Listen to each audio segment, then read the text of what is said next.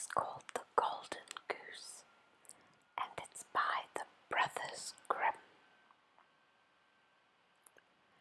Once upon a time, there was a man who had 3 sons. The youngest was called Dummily, and all the time he was treated badly by the whole family. One day, the oldest boy took it into his head to go into the forest to cut wood, and his mother gave him a delicious meat pie and a bottle of wine to take with him so that he could have lunch and feed himself at work. He went into the forest, and as he was in the forest, a little old man came up to him and said, "Good day. Give me a little bit of meat from your plate and a little bit of wine out of your jug, because I'm very hungry and thirsty." But the clever young man said, "Give you my meat and wine? No, I don't think so. If I did that, there wouldn't be enough for me." And he went on his way. But he soon began to chop down a tree, but he hadn't worked for long before he missed his tree, cut himself, and was obliged to go home and have the wound dressed and treated and bandaged. Now it was the little old man that caused all this mischief. Next it was the time of the second son to go out to work, and his mother gave him also a meat pie and a bottle of wine. And as he was walking through the forest, the same little old man came upon him and begged him for something to eat and drink. But no, the second son thought he was also extremely clever, and he said, "Whatever you get will be less for me, so just go on your way." The little man made sure that he should have his reward, and the second stroke that the second son made struck the tree, and it hit him on the leg, so he was also forced to go home. Then Dummily, the youngest son, the one that was scorned, said, "Father, I should also like to go into the wood and cut down wood for fire." But his father replied, "Your brothers have both maimed themselves and damaged themselves. Best you stay at home, because you don't know anything about this job." But Dummily persisted and asked his father to go, and at last his father said, "Go on then. You'll be sorry and wiser when you've suffered for your foolishness." And his mother gave him only some dry bread and a bottle of sour ale. But he went into the forest, and he also met the little old man who said, "Give me some meat and drink, because I'm very hungry and very thirsty." Dummily said, "I've got nothing but dry bread and sour beer, but if that will suit you and do you, we'll sit down and we'll eat it together." So Dummily and the little old man sat down, and the boy took out his bread. But when he looked, he saw it was a splendid meat pie, and his sour beer had changed into delicious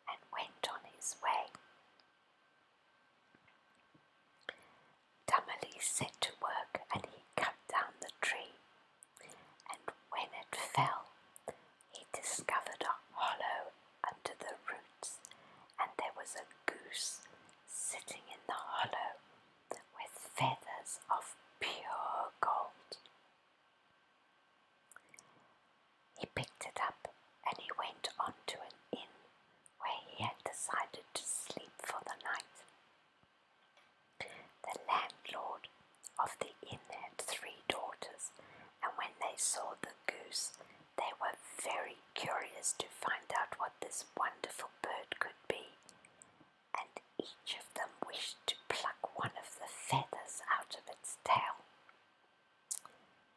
At last, the eldest daughter said, "I must and I will have a flower." So she waited until Dummely's back was turned, then she caught hold of the goose by a wing. But to her great surprise, there she got stuck. Neither hand nor finger could she pull away. Presently in came the second sister and also thought to have a feather, but the instant she touched her sister, she got stuck fast. At last the third girl came. She also wanted a feather, but the other two cried, keep away, for heaven's sake, keep away." But she didn't understand what they meant. If they're there, thought the other daughter, I might as well be there too.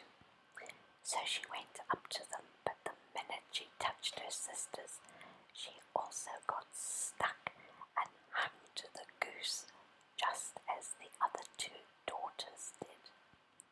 And so they stayed with the goose all night long. The next morning, Dummely came to pick up his goose, and he didn't completely ignore the three girls stuck to the feathers, but he went out with them sticking and trailing behind him. And wherever he went, the three girls had to follow him whether they wanted to or not, as fast as their legs could carry them. They were in the middle of a field when a parson met them, and when he saw the procession he said, "Are you not ashamed of yourself, you bold girls, to run after a young man like that over the fields? That is not proper behaviour." Then he took the youngest by the hand to lead her away, but the minute he touched her, he also got stuck fast and had to join the procession. Presently up came a clerk, and when he saw his master the parson running after the three girls, he was very surprised and said, Hey, your reverence, where are you going in such a hurry? There's a christening today." Then he ran up and he caught the parson by the gown, and instantly he was also stuck and joined the procession. So the five of them were walking along one after the other, and they met two labourers with their picks and spades coming from work, and the parson called out to them to help him and set him free. The two labourers touched him, and they too joined the ranks, so there were 7 all running after Dummely and his goose. At last they came to a city where there was a king who had an only daughter. The daughter, the princess, was so thoughtful and serious that no one could make her laugh, and the king had announced to all the world that whoever could make her laugh could have her for his wife.